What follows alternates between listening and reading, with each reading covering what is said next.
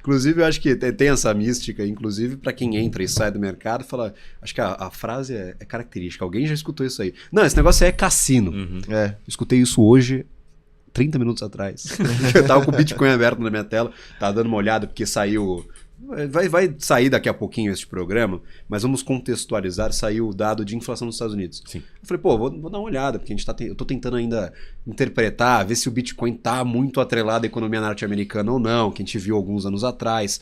Pô, saía dado que podia influenciar juros nos Estados Unidos, o Bitcoin disparava, caía, a gente via muito próximo esses dois mercados, com relação muito forte. Hoje tá um pouquinho diferente, mas não tá tão distante assim. Então, pô, eu tava dando aquela olhada na variação do Bitcoin depois do dado do CPI que acaba de sair. Aí deu aquela puxada boa, a hora que saiu o dado, foi lá pra cima, depois voltou. Falei, ó, tava dando aquela checada.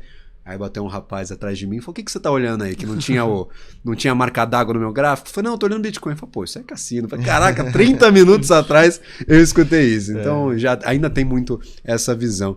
E aí, por exemplo, na percepção, a gente tem muitas coisas que afetaram o mercado de criptoativos, que vão continuar afetando o mercado. Tem algumas que já são programadas, no caso o halving, que a gente falou que aconteceu neste começo de ano, que a gente até pode demorar um pouquinho aqui para explicar para quem está assistindo para a gente como é que funciona a dinâmica, quanto tempo normalmente o halving costuma afetar o mercado.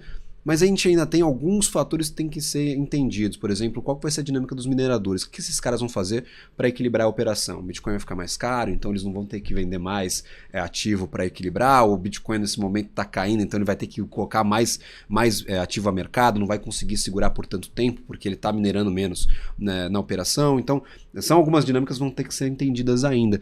Mas, assim, quando a gente olha de longe, pô, tem o que já estava programado e tem o movimento transformacional dos ETFs. E eu queria olhar um pouquinho para frente na percepção de vocês. Vocês acreditam que, vamos focar no halving agora, isso vai mudar a dinâmica de, por exemplo, de operação, do pessoal vendendo ativo? A gente teve, por exemplo, algum tempo atrás, alguns governos vendendo também bastante ativo, então bateu, então aquela posição, não, institucional não afeta o mercado porque é muito grande, mas afetou bastante algumas semanas atrás, tinha gente vendendo muito Bitcoin e derrubando um pouquinho o preço. Então como é que vocês estão enxergando essa mudança do halving? É transformacional ou não? Acho que é a mesma pergunta referente aos ETFs, como é que vocês viram esse meio de ano? Cara, o halving ele afeta muito mais o minerador do que qualquer pessoa do mercado, né? Basicamente, o que é minerar Bitcoin? Bom, o que é o halving e o que é minerar Bitcoin? Quando o cara está validando blocos de transações, grupos de transações de Bitcoin, ele recebe uma recompensa. Ele consegue validar um grupo de transações e colocar esse bloco de transações na blockchain, na tecnologia, os registros do Bitcoin, e foi válido, ele é criado o Bitcoin para recompensar esse cara. Quando o Bitcoin foi criado, em 2009... a recompensa era de 50 bitcoins a cada bloco. Cada bloco demora mais ou menos 10 minutos para ser minerado. Então, cada 10 minutos tinha 50 novos bitcoins no mercado. Isso foi pré-programado que essa emissão ia ser cortada à metade a cada 210 mil blocos de transações validadas, que dá algo em torno de 4 anos. Hoje, em abril desse ano, a gente teve o quarto halving. Então, Bitcoin, hoje agora a emissão de Bitcoin é de 3.125 Bitcoins a cada bloco validado. O minerador, ele tem uma máquina ultra potente ligada na energia, um monte de máquinas ultra potentes ligadas na energia, consome muita energia. Ele tem que refrigerar o ambiente, então ele gasta muita energia, tem que pagar o IPTU dele ali do país que ele tiver com essa operação, então ele tem um custo fixo muito alto. E, de certa forma, a parte grossa dos lucros dele é cortada à metade a cada 4 anos. Então, para o minerador, acaba sendo muito mais impactante o halving do que em termos de oferta real do Bitcoin. Até porque hoje a gente já tem mais de 90% dos Bitcoins em circulação, a emissão daqui para frente se torna menos relevante se for pensar no espectro total de oferta real do ativo.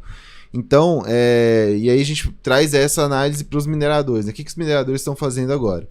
A gente tem algumas instituições que tentam traçar o que seria o preço justo do Bitcoin baseado em o que é o empate para o minerador, ou seja, qual que é o preço que o Bitcoin tem que estar para o minerador empatar a operação dele. É claro que varia muito de minerador para minerador, do quanto que ele paga por quilowatt-hora. Se tiver no Brasil, tem que ser $300 mil Bitcoin, porque, pelo amor de Deus. 1 milhão e o cara empata ainda.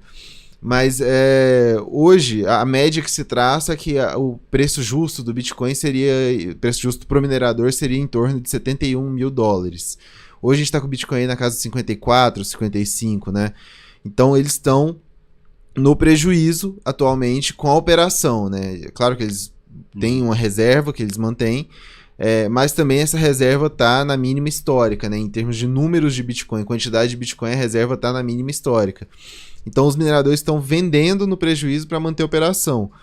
Então é um momento crítico para essas pessoas que são tão importantes para o Bitcoin, que sem mineração não existe Bitcoin, não existe validação. A mineração se ajusta, né? Então quanto mais computador ligado, mais difícil é de se minerar, né? Essa dificuldade de validar um bloco se ajusta a cada 2 semanas. Mas a tendência é que, se continuar por muito tempo abaixo desse preço justo para o minerador, mais mineradores vão desligando máquinas, vai diminuindo o poder computacional do Bitcoin, se ajusta para baixo a dificuldade, se torna mais barato minerar Bitcoin, porque o cara vai gastar menos poder computacional, menos energia para poder conseguir validar um bloco, e isso vai se ajustando. Mas é uma frente de análise que a gente sempre está olhando no mercado cripto para entender como que é o comportamento dos mineradores, que são vistos pelo mercado como um vendedor compulsório, né? O cara, a operação dele, ele paga os custos em dólar, em euro, em qualquer moeda fiduciária, e o lucro dele, o que ele recebe é em Bitcoin. Então ele tem que sempre estar vendendo para poder pagar a operação dele. Então, quanto menor forem as reservas de mineradores, pensando a longo prazo, melhor tende a ser para o mercado, porque você tem menos um fator de pressão vendedora, né? Entendi. Esses caras já estão vendendo Bitcoin há bastante tempo, né? Acho que o final de 2022 ele foi característico. A gente via muita gente vendendo, porque tinha que, cara, zerar bater ali o 0 a 0 na operação, e o Bitcoin tava $14 mil, $15 mil. Então o cara que tinha que dar um jeito, tinha que vender reserva, que ele estava segurando para ganhar uma grana a mais, ele teve que vender reserva para equilibrar as operações. Então eles já estão vendendo há um bom tempo, né, André? Então tem essa percepção de que esse período de vendas assim, cavalárias das reservas dos mineradores está chegando um pouquinho aí ao limite. Como eles são vendedores compulsórios, porque eles precisam pagar o custo do dia a dia, aqui como o Luiz Pedro colocou, vez ou outra ele tá só pensando, beleza, já paguei meus custos, eu vou manter isso em caixa ou não, né? E a ideia é justamente essa, tipo, eu vou vender num preço melhor que isso tá. E aí uma hora a água bate na bunda de novo e ele tem que vender aquilo compulsoriamente, mesmo que ele fale, não é um bom preço, mas eu tenho que vender. Isso é o que a gente chama de capitulação dos mineradores, né? Que é o cara fazendo isso. E esse nível de capitulação, ele vai acontecendo em níveis diferentes de acordo com o momento do mercado. Esse agora, os caras estão se desfazendo de parte do tesouro que ele tinha, que ele falou, putz, vou esperar um momento melhor. Esse momento melhor não veio, a mineração está rendendo menos para ele por causa do preço do Bitcoin, e ele vai ter que vender as reservas deles. A outro tipo de capitulação esse cara não é mais lucrativo, tipo, no fato de ele estar vendendo o tesouro dele, a reserva dele já torna ele não ser lucrativo, até que chega um ponto que ele fala, cara, se eu continuar a partir de agora, eu vou estar pagando para trabalhar, e aí ele simplesmente desliga a máquina e vende todo o resto do Bitcoin. Então você vê tanto a queda do Bitcoin quanto a queda do hash rate do Bitcoin. Essa atividade é bem delicada, assim, e a minha conta na cabeça ali via um corolário matemático, assim, a energia do cara tem que tender a zero. E ela só tende a zero se ela for uma energia que vai ser desperdiçada e, ao invés de ser desperdiçada, é usada. Então acho que cada vez mais a mineração vai ter que ir rumo a essa energia próxima de zero. E olhando aqui de novo no caráter matemático, um limite tendendo a zero, só seria isso. Se o cara iria desperdiçar aquela energia, e ele não vai desperdiçar e vai usar aquilo de alguma forma. Então acho que esse talvez seja o desafio aqui da mineração daqui para frente, porque toda vez que a gente chega nesse ponto crítico, o minerador com energia mais barata fica, e o minerador com energia um pouquinho mais cara tem que sair do jogo. E toda vez a gente tem essa capitulação, que é o preço recua um pouquinho, você tem o medo do minerador ter que vender compulsoriamente e desligar a máquina. E acontece os dois cenários piores, que é queda de hash rate e queda no preço. O cara ou ele coloca as trouxinhas aqui no ombro e vai embora do lugar que ele tá, fala, cara, preciso de uma energia mais barata, eu vou me mandar daqui. Exato. A gente viu, por exemplo, a China naquela... Olimpíadas de Inverno ia acontecer na China, os caras falaram, ó, a gente tem que poluir menos, porque o céu tá feio. Os gringos têm que vir aqui, tem que saber que no nosso país é mais limpinho, é tudo mais tranquilo, a gente não polui tanto assim, então vamos diminuir o nível de emissão. E aí começaram a cortar onde dava, né? Então, pô, mineração de Bitcoin, meu amigo, esquece. Vai embora, abraço pra você. A gente viu esses caras mudando de lugar. Agora é um movimento mais de preços. Talvez os preços comecem a ficar proibitivos em algumas localidades. O cara ou muda de lugar ou fecha as portas, encerra a operação, vende máquina e vira aquela novela eterna. Eu tenho